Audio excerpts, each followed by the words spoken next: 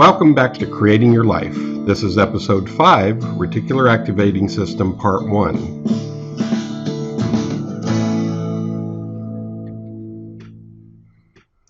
Hi, I'm Marc-Andre Alexander, back with more Creating Your Life, and today we're going to talk about the Reticular Activating System.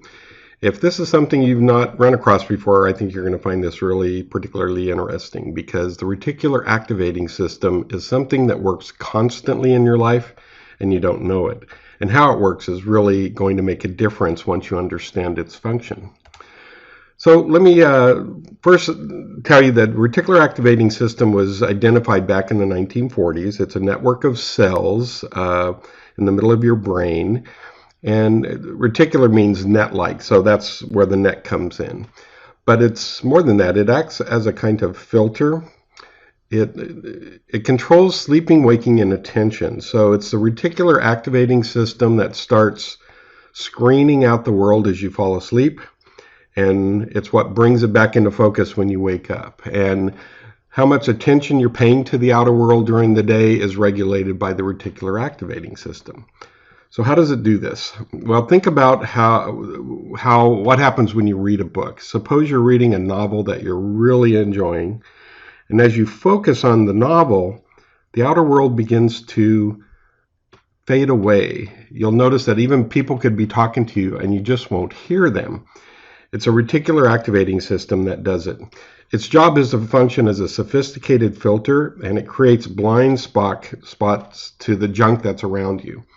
At any given moment, you have about 11 million pieces of sensory input coming into your brain. And the brain, consciously, you can only handle maybe 40 of those. So its job is to make sure everything that is not important at the moment doesn't get through.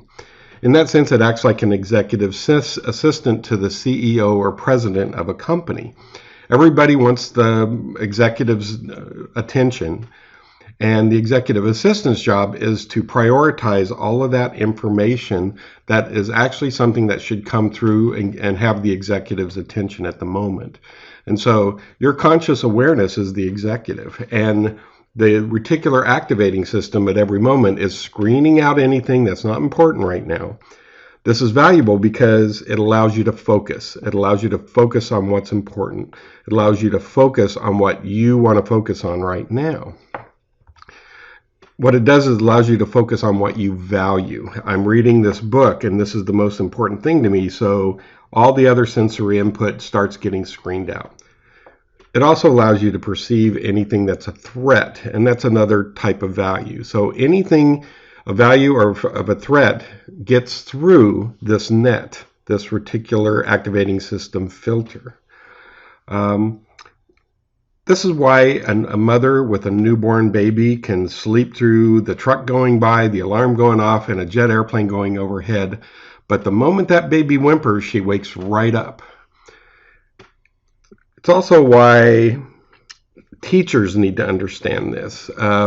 If you're a teacher in school teaching history or math, and if you don't make it valuable to the students up front somehow, if you don't command their attention and have the credibility necessary where the student believes, oh, this is important, this is worth my time, what happens?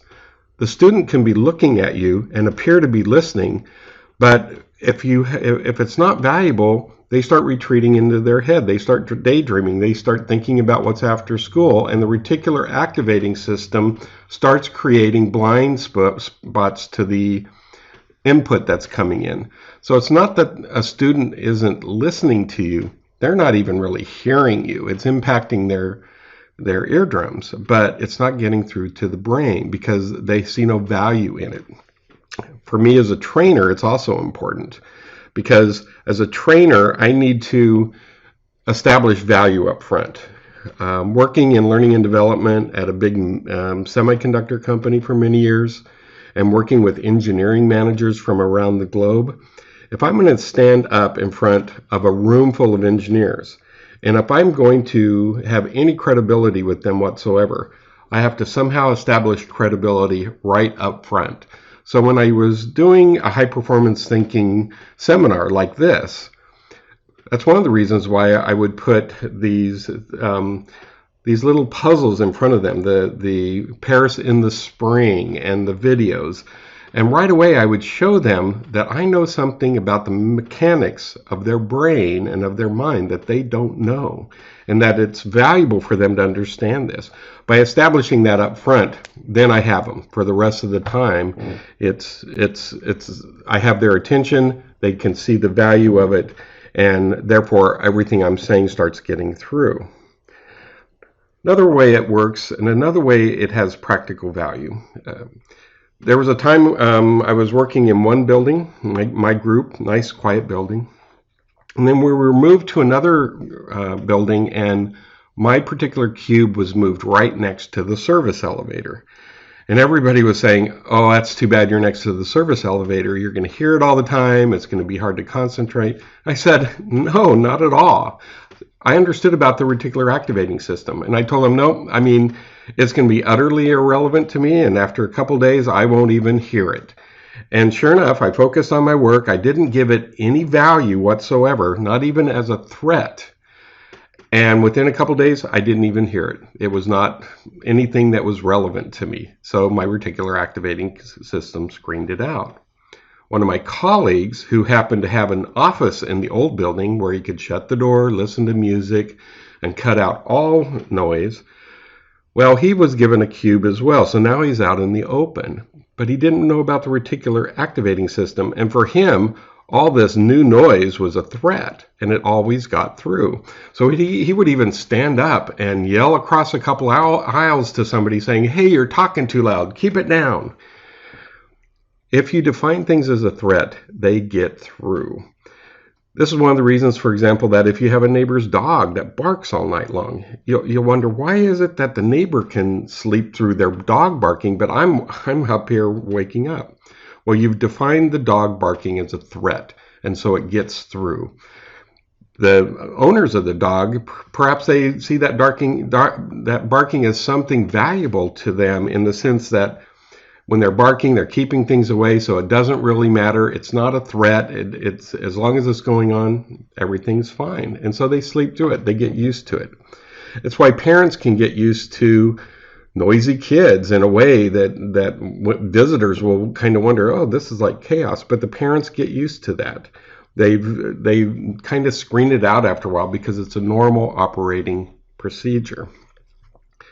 So now that you understand the reticular activating system a little bit, let me give you a test. This is a marketing test. One of the things we know is that advertisers understand the reticular activating system. They know everybody has one, and they take it into account in their planning. So let's assume you have $1 million budget and your goal is to market new refrigerators. You have two options. You can spread that money over 6 months, having smaller newspaper ads every day, smaller radio and TV commercials constantly going. Or over a 3-day weekend from Friday through Sunday, full-page ads, expensive radio and TV commercials, you saturate the market and spend all the money in those 3 days. Which is the better option if you understand that everybody who is a potential customer has a reticular activating system? Many people will take option 2, that, hey, by putting it out everywhere, there's no doubt you're going to get to people. Well, think about it. When was the last time you needed a refrigerator, and when's the last time you saw a refrigerator ad? You probably can't even remember the last time you saw a refrigerator ad, because if your refrigerator is working, if you don't need a refrigerator, then you're not even going to see the ad. It has no value.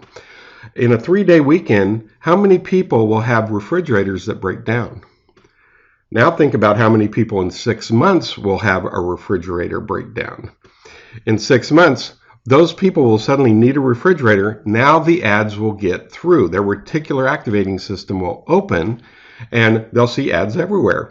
And they'll see, there'll be spring sales and summer sales and fall sales and winter sales. And they'll be saying, wow, it's a good thing my refrigerator broke down now because there happens to be a sale going. This is why people will have constant sales. Because the moment you need something, that's when your eyes open, your reticular activating system opens, and the ad can get through. That's all for now. We'll continue with the reticular activating system next time in part 2. In the meantime, as a reminder, on Amazon.com I have a book, Creating Your Life.